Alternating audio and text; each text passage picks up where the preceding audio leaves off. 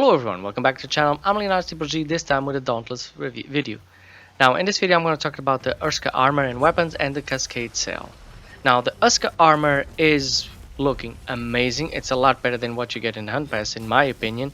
So if you have the Hunt Pass, I suggest you farm it because the armor is looking amazing. You know, you have to do those frost escalation to get the decorative one, and then you have to break up a lot of parts, including the tail of Urska, which is now easier to do to build the armor. And once you build the armor actually looks amazing. That said, the armor is not without its faults. I mean, I took the armor and I maximized everything that it had, you know, the Cascade, the Guardian, and all that, and I took it to the highest level, and it doesn't perform very well. It doesn't offer any sustainability. I know there's no life leech or something like that.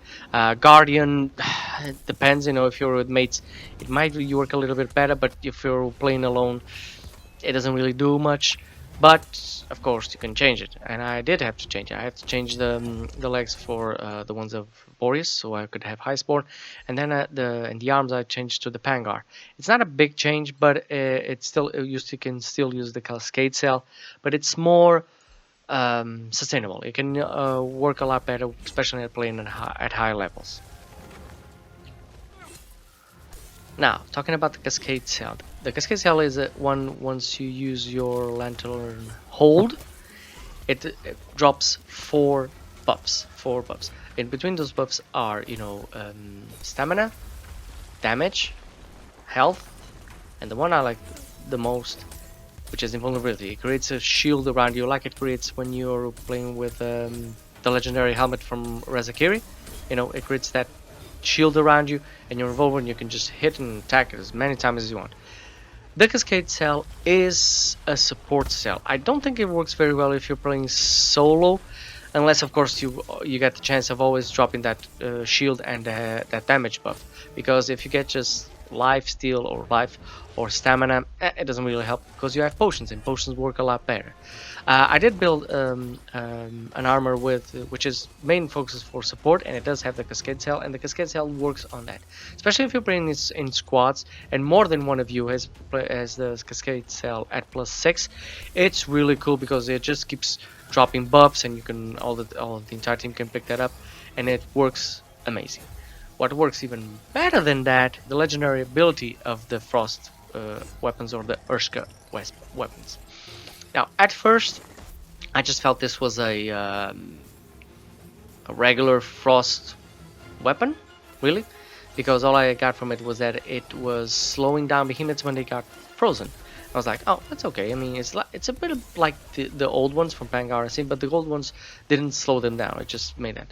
But then I realized I could make a wall of ice, and this wall of ice is really good against certain behemoths, especially against certain hard behemoths.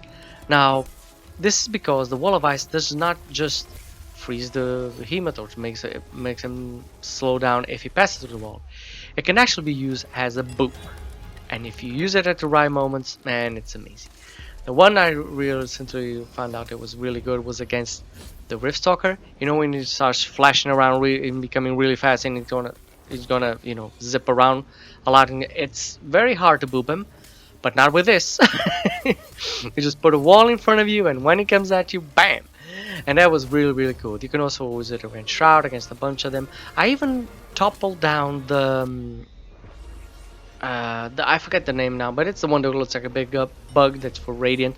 And when I was inside the bubble, he was ready to be booped, and I put up the shield, and the shield actually touched his face between, you know, inside of him, touched him and made him fall down, which was like I did a wall, and the wall knocked him out.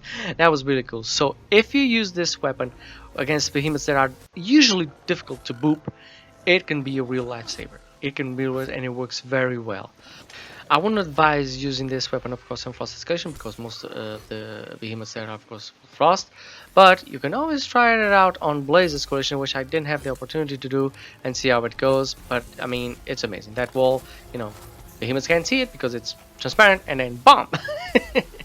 So this has been the video. I hope you enjoyed it. If you did, please like and subscribe. And as always, have a great game, guys.